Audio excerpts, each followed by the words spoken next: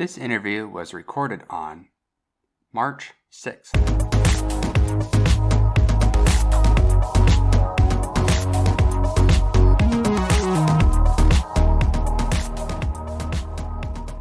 Welcome to the Polytopian Interviewer, where I interview people on their experiences and views on the Polytopia Discord community. I have Rook with me today. How are you?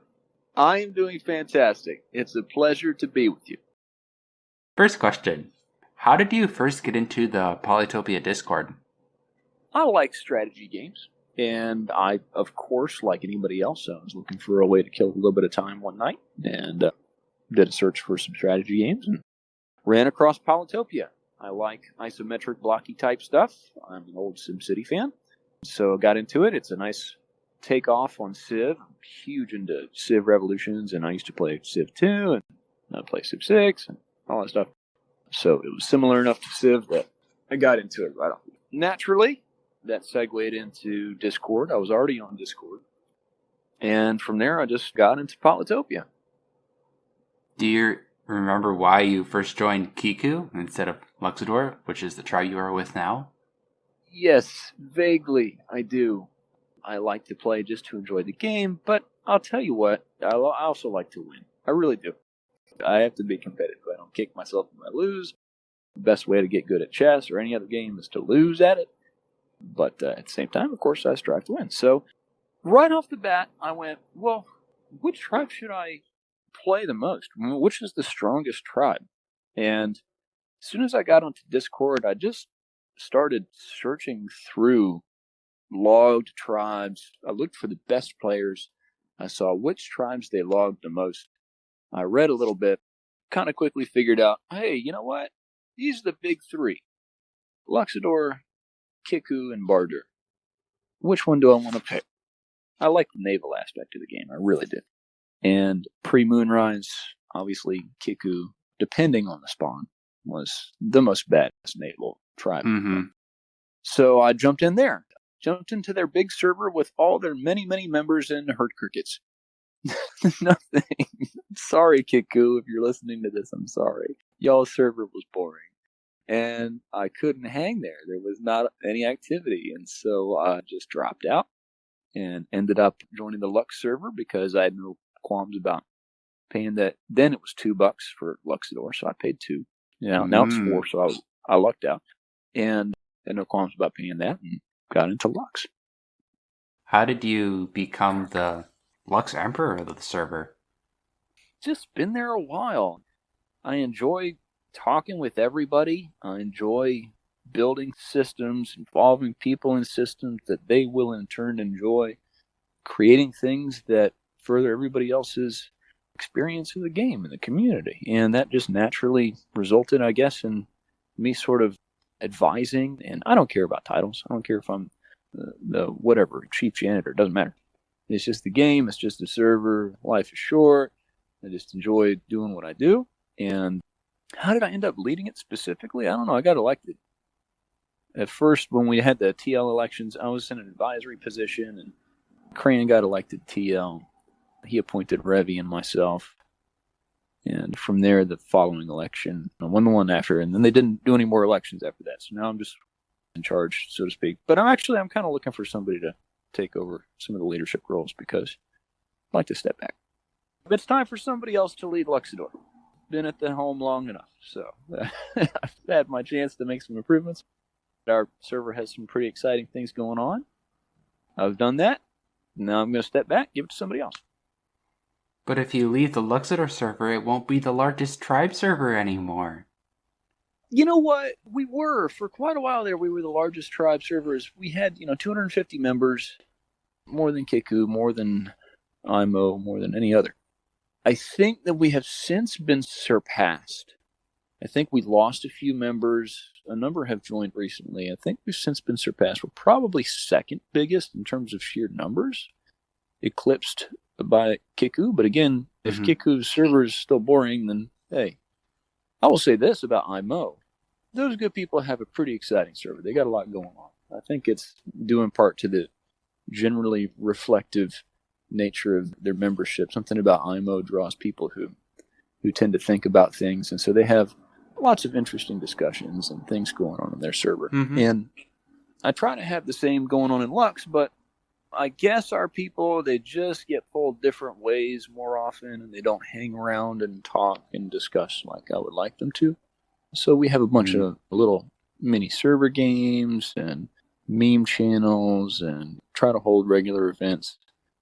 But IMO, although they have fewer members than we do, they are more active. Yeah, at least in my limited experience, I joined the IMO tribe in Maine for a little bit, and the IMO thread actually had a lot of people talking in it, unlike the Lex thread, which is pretty quiet most of the time. Our people are more inactive. We're not a dead server by any means. We got a lot going on every day, but we're probably middle of the road. We're not the most inactive or the most active. We're kind of in the middle of the pack. But I would say that our features, our actual server features that don't get utilized as often as they could be, are pretty exciting. Like, we got a lot going on in that server. Yeah, if I remember correctly, Umaji had 44 members or something like that. The fact is that Umaji is not the strongest tribe. It's a great early rush tribe, but people are going to gravitate toward the tribes that are the strongest. Semanti being the newest addition to the Tier 1 tribes. So I'd say your Tier 1 tribes right now are with Moonrise. Depending on the spawn, you could still include Kiku in there, but that's very contingent on the spawn. Or on the map type, I should say. But Lux, Bardur, I don't know if Bardur got recently re-nerfed or not, but not that I know of. Okay. Lux, Bardur, Semanti, those are Tier 1 tribes now. IMO is just a strong server because the people are just really excited to be there. They also have the IMO Times. Yeah, I love the IMO Times. That's great. I love what Espark and her associates do with that. That's really cool. She recently actually stepped down, but other people took her place, thankfully. Oh, that's cool. And Aquazine, too. I don't know which one came first. I think Aquazine might have predated the IMO Times. I'm not sure. I have to check. Yeah, that one was a good one, too. I don't know if Aquarion still does Aquazine. As of right now, they're like, well, every 3 months or so, but we can't promise anything. And the last issue was in January. So maybe sometime soon? It's a lot of work. It really is. When you get good at it, you're still doing the legwork. Everybody appreciates it, though, so it's a cool thing. What is all on the Lux server? I'm actually just going to pull up the Lux server and very briefly just run it down. Here. Let's go to Grand Palace of the Luxidoor. Besides all the informational channels, one thing that a lot of people really like are our server lists. They were sort of the first comprehensive server lists since I put them up late last year.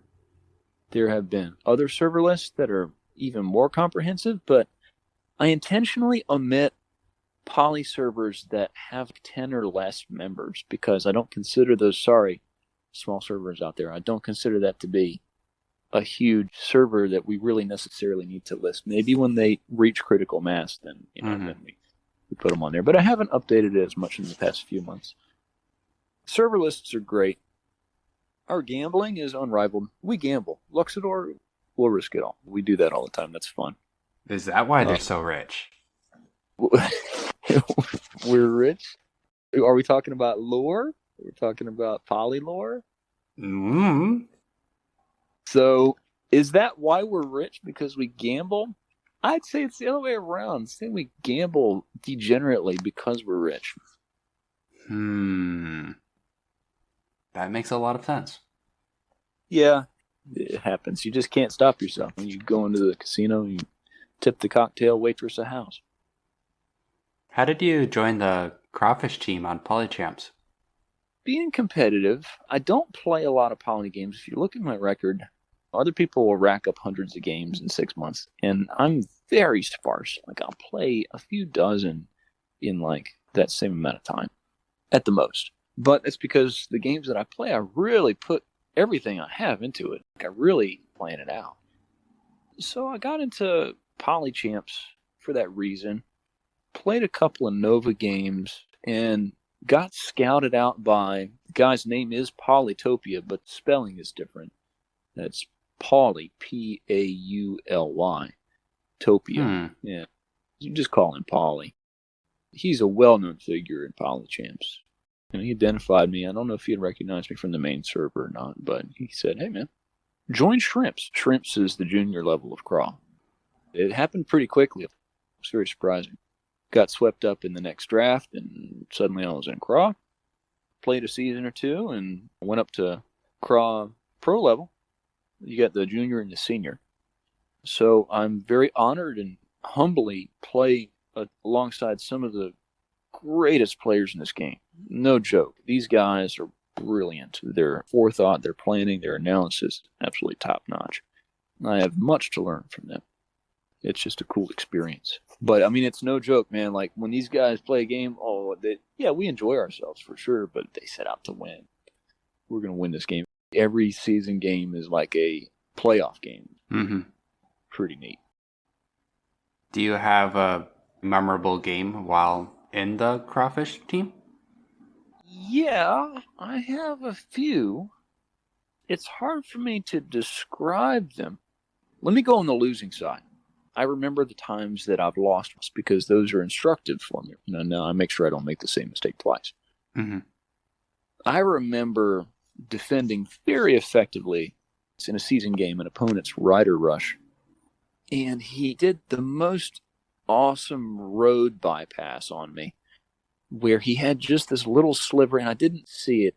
He had this little sliver of unclaimed land that he was able to dodge some of my defending units with his horde of little riders, which otherwise would have been completely ineffective and a huge waste of resources. But because I missed this one little chink in my armor, he bypassed my forward city, which was well defended with these roads on this unclaimed land, and went directly behind it all the way back to my backfield and bounced into a city that was undefended, that I had no expectation of being at risk whatsoever. So such is the play in the season game, where you really just have to evaluate any possible, because these guys are creative.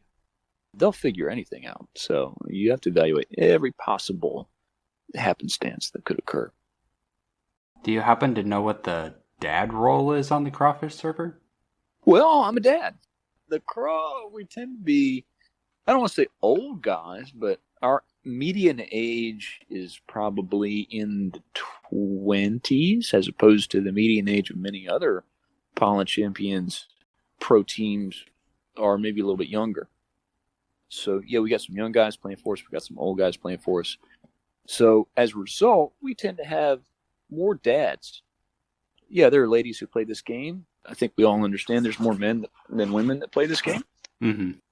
Yeah, I don't think that we're sexist. Maybe we are being sexist and we don't realize we're doing it. If so, apologies. Yeah, we have a dad role. That's just for all the guys who play and have kids. And when their kids are all taken care of, they take a moment for themselves. They put their strategy hats on and they collaborate with their teammates. That's cool. A lot of roles in Discord are like, we made this because we felt like it. We have no idea why it's still there. Oh, yeah, you're thinking about Pooltopia. Well, that's one of them. Oh my gosh, I couldn't even stay in that server, man, because I got pinged so many times. It was fun. It was a big joke. I get it. The whole server is one giant joke. Awesome. Literally, I have a screenshot on my phone where they announced it. Like, hey, guys, we're going to do this. Just FYI, you're about to get about 10,000 pings. And they did. I have a screenshot on my phone of my pings literally ticking up like some sort of rapid-fire counter. The little red number is just increasing 1100, 1140, 1150, 1160, and it's all from Pooltopia. Wow, I'm glad I muted it. Yeah, mute that thing. Another thing I find interesting is it's 250 bots and 110 real people or something like that. Oh, don't send a message. If you send a message, you'll get 15 bots will all respond to you in different ways. But MomBot is trying to figure out how to turn off the caps lock. MomBot is actually really funny. That's how I discovered Mom and Dad Bot, through Pooltopia. Dude, the avatar that they picked for MomBot is so perfect. Just a wee bit uptight. Do you have a least favorite tribe? Officially, I'm obliged to hate on Vengear because that's just Luxidoor lore. We hate Vengear, Vengear bad, Vengear bad, Vengear bad. I joined Kiku at first, and I quickly started to not enjoy playing Kiku because I hate relying on luck. And Kiku pre-Moonrise was very much dependent on a spawn. You could get a spectacular spawn and absolutely kill it. And if you did, nobody could stop you. Game over, man. That simple. If you got a bad spawn, you were toast. I hate rolling the dice to try to see if I'm going to win a game. It should be a game of skill. Even still, post-Moonrise, it is a game of skill. I mean, it still depends on your spawn. So for that reason, Kiku is a little bit frustrating. But I don't have a tribe that I dislike personally. I dislike the fact that Bardur doesn't have a normal server. That's unfortunate. If they had a normal server, that'd be great. They're like one big meme tribe. It's really funny. No, I don't have a tribe I dislike, really. Dislike playing, sure. All the weak tribes are boring. Don't like playing them. Sorry, Quetzali, you have defenders. What else? I don't know. Zinzi, they got better resources after Moonrise. Good for them. Before that, they were pretty bad, you know. So I never really do play with Umaji because Rider rush often with Lux, and I buy riding. I don't count on having it at the beginning of the game. Do you have a favorite unit? Yes, I do. To my own detriment, my favorite unit is a knight. Knights don't work, bro. Unless you're playing the bot, knights just don't work. Don't rely on knights in a competitive Polychamps game. I tried it once or twice. It's never going to work out. Your opponents are too smart. But there's really nothing so satisfying as barging your knight through a line of weak units. That's really fun. I'm actually going to counter that argument. If you have enough of an edge, knights can be useful because while they can have 3.5 attack and can't really defend, they can get up to 6 movement with roads. So if you have more cities, you can push more units than your opponent that's going like swordsman spam. Yeah, but you never see swordsman spam in competitive games. They're just they're not versatile enough. They're little tanks. They move a space at a time. It's like a defender that can bite back. What is it going to do? In Polychamps games or any other highly competitive game, it's about range. It's about versatility. It's about movement. About maneuvering your opponent. Knights are very expensive, and they can be easily shut down with spacing your units right and not allowing chains to occur. Or just get defenders as a last resort. Again, defenders, I mean, what is the role of a defender? Just to sit there. The best defense is a good offense. That's true in warfare. That's true in football. It's true in... I love naval combat. I absolutely do. I will always want to be that one MFer who wants to get into the ocean before anybody else and run a battleship right up your ass. I don't care if it's a warrior battleship. If I have a battleship and I can deny you the ocean, I will. That's kind of how I like to play. So I'm the Lux who wants to get to sea. But if I can't right off the bat, then I love to combine riders and roads. You can do so much with riders and roads early. You can bounce them all over the place, deny your opponent. That sort of flexibility is so key. And if there's not many players to map ratio, you can use your roads and riding to grab cities very quickly. Yeah, that's very true. Last question. What's your favorite part of the Polytopia fandom as a whole? It could be something about the Discord or about the game or anything like that. I love the memes, man. I love the memes. I could scroll through that for hours. Going onto the main server and looking through dank poly memes. So much fun. And I end up harvesting some of those and then sending them to my friends, which of course get laughed at. That and all of the conglomeration of all the fun activity across all of the poly community servers. Which one is the server that they have the dad jokes in? That stuff is so corny, but it cracks me up all the time. These dad jokes. Polyladder. Yeah, Polyladder.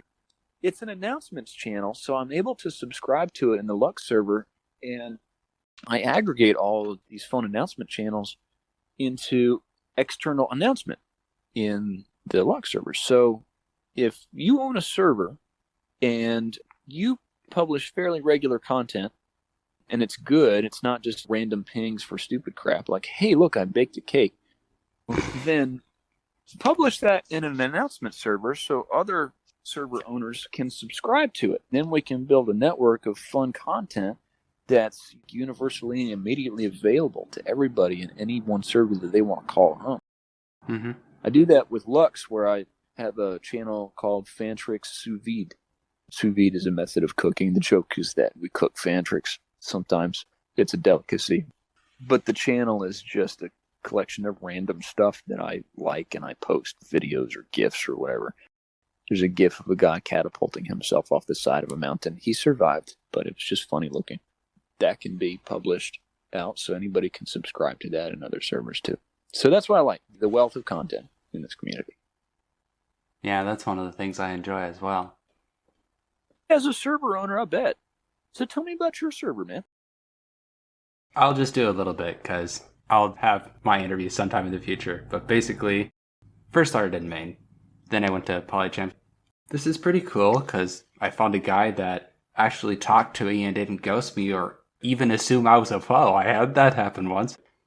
I'm going to stick around with this guy, and then I searched all the servers, and there's no server for unranked games. I wanted to exist. I'm going to make it happen. So I did. I literally did. When I first started the server, I had so many tips, and I kept posting a tip a day until January. Then I ran out for a bit, and then Moonrise and some INT came out. So now I'm posting more tips, and as of recording, there's 222 tips in there. Dang, man, that's a lot of tips. Yeah, I also had some people suggest weird things like, what happens if you mind bend an archer as Polaris? With or without archery? No, it doesn't turn into an ice archer. That would kind of be overpowered. So, I thought that was interesting. Okay. That's really cool, man. I started playing unranked games too because I don't like playing for score. I don't want to have the feeling like, oh man, I need to win this game because I need to boost my ELO score. I don't care about my ELO score. I truly don't. And score monkeys, that's not fun. So when you're playing unranked just because you enjoy the game, and each game in and of itself is that one ultimate game that you have to win because, hey, for no other reason than that's the one you're playing right now, that's going to further your enjoyment of the game. Mm-hmm. We have Poly Elo Bot 2 in the Lux server. Oh, yeah, that's right. We also have what's called Heavyweight Champion of Luxidoor. It's like a belt, like a title belt, with a boxing theme. If you can topple the guy who holds the belt, you get the belt. And then you get money for having the belt. It's not real money. But you can gamble it and get more. Yeah, you can gamble and get more. That's the whole big meta game in the servers. Who has the most money at any given point in time? I used to have 1 trillion stars, and then I gambled it all away. I actually did one roulette spin. I published it. This was last year. It took me 6 months to get up to 1 trillion stars.